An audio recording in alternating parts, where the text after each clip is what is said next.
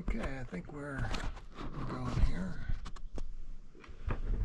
Okay, it is May 14th, Wednesday, 2025. And here's just a quick update on a few things. First, let me say, science is beginning to wonder if the universe is conscious. Just hold that thought. And if you stay to the end, I'll tell you a joke I wrote. It's maybe funny, it may not be. Anyway, encounters first. Last week, a family member was mowing the trail near the open front sheds down the lane and noticed a strong odor like a dead raccoon. They smelled it just on one occasion and didn't smell it again on the way back mowing. And I passed by that same area twice a day at that time, and I never noticed it at all. But it probably was a dead raccoon, given the location. Natural cause, perhaps. And that made me wonder about this. You know, people who have never smelled a dead animal, when they encounter a strong stench, some of them may describe it in ways that we also hear when people feel they are encountering a smelly Sasquatch, i.e. wet dog mixed with garbage, etc. like that. You've probably heard them if you've listened to any of these stations. And I don't know, but someone's catalog of smells may be limited.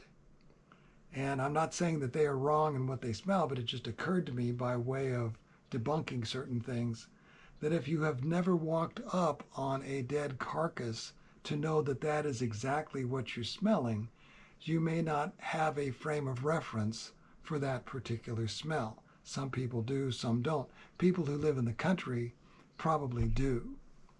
Okay, but that being said, I'm still not sure that that really was a dead raccoon, and I'll explain why in a moment, even though my wife knows what one of those smells like. Then, last Saturday, May 10th, just a few days ago, my next door neighbor was walking their dog at 5:30 a.m. and they caught a strong whiff of skunk smell, just for a moment, and then it left not to return. And again, this time of year, this could happen. But later that same day, as I was walking with my little dog at the bottom of the hill just west of the house here, my dog and I were stopped short by a loud whoop whoop, just like that came from the hedgerow about 100 yards to our north, just 20 yards from the open front sheds where the dead raccoon smell was a few days before that. So me and my dog, we both stopped and stared at the spot. I looked down and she was, on point to that spot. And you couldn't see anything. It was 100 yards away. And I attributed it to a dog sound, like a bark, but it wasn't. It was a W-U-P, and expressed as letters, whoop. Dogs don't say whoop. They bark, they growl, they whine. Nothing ran off. It never barked again or made another sound. And it was loud enough that it stopped us in our tracks 100 yards away. So I presumed it was them. And I just waved to my invisible friend and we smiled and went on home. And I think in these three instances, or whichever ones of them you don't attribute to natural causes, because there's no way to know, I think they were just kind of saying, hi, we're around. Especially the whoop whoop, because there isn't anything in the Illinois list of natural animals or birds that says that or makes that sound. And I've never heard anything make that sound on this farm in all the years I've lived here. So it was unusual. And if that's so, then I'm delighted. It looks like we could be in for some more encounters going on through the summer. Okay, and then also one other thing in the encounter bracket.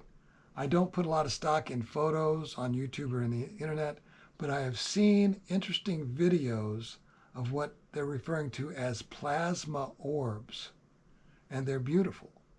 And if they're real, I really want to see one for myself. And you think of a classic orb and then add in aspects of a cloud and a comet. And you can see them moving erratically and spiraling and turning because of the foggy, cloudy air around them, disappearing and reappearing sort of with an aura around it, sometimes leaving a trail, sometimes not. Very ethereal. And if they are not all just AI Photoshop, I really hope I can see one of these days. And it could be that they're a new way of presenting themselves. If they are, more people will see them and they'll become more commonplace.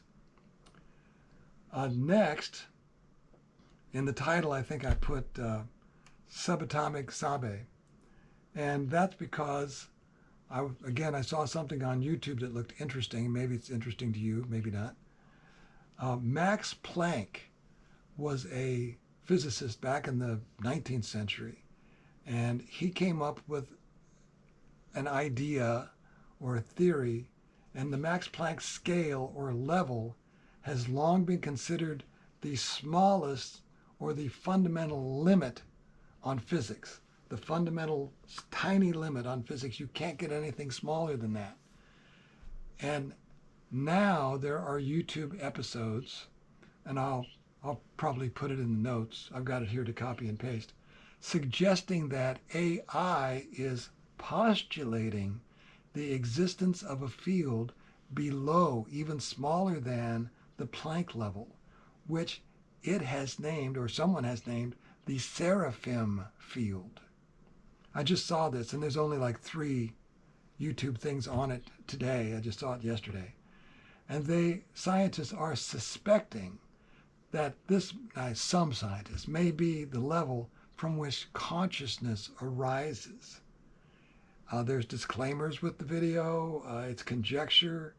It's still hard to find on Google, and it may prove to be nothing, or it may be something else that is not supposed to exist but does. And I'm thinking that if it does exist, then the Seraphim field is like the Sasquatch of subatomic physics, because it's not supposed to exist according to Planck, but it does exist according to AI, if AI can be believed. On the other hand, from my perspective, and I don't know anything about any of the stuff I'm telling you, I'm just saying I saw it. I'm a thin slice guy, and I don't know much. But since AI is a part of the universe, I wouldn't worry too much about AI becoming conscious if the universe itself is already conscious. And I think that's a high probability, just from what I'm reading in the Baha'i writings and what I'm seeing on the farm and what AI is beginning to suggest. Consciousness comes from somewhere, and so maybe our consciousness here does arise out of the universe itself some way, which we're part of. I don't know.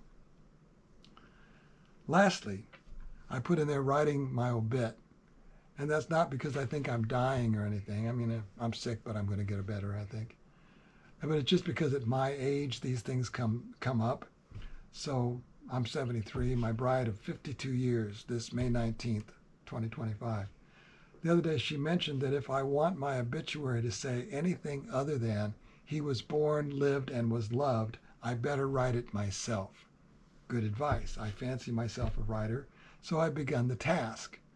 And what I wanted to mention to you, just in short, I'm being honest with myself, and I have discovered that I have but one regret out of the 73 years I've been on Earth. And that is, I wish I could have given my family, friends, acquaintances, and everyone I ever met more unconditional love. Period. End of story. I think about what might have happened if I had done that, and actually if I had been able to do that. Because for much of my life, I was probably not able to do that. It's a process. So I won't bore you with the rest of the obituary so much as it's going to change 10 times, maybe 100 times before I die, I hope. But if I screw that up, I promise not to do it again. So, since we're on the topic of obituaries, which is sort of gallows humor in and of itself, I wrote this joke months ago, and this is the only opportunity I will probably ever have to tell it. Married people will possibly get the joke. My wife doesn't like it, but I think it's funny, so I'm going to tell you. In the joke, I have passed away, and my bride is out putting flowers on the graves of family and friends on one of those days when people like to do that sort of thing. And she's got so many family and friends that she gets lost and she loses her way in the cemetery, gets lost among the stones. And accidentally, she comes upon my tombstone, nearly tripping over it. And she looks down at it thoughtfully and says, "Did you have to put that there?" If you've never been married, you probably won't get that. But such is the state of my sense of humor. I hope that didn't offend anyone. Maybe you found it funny, maybe you didn't. Anyway, thanks for being here. Be good to each other. I'll see you next time.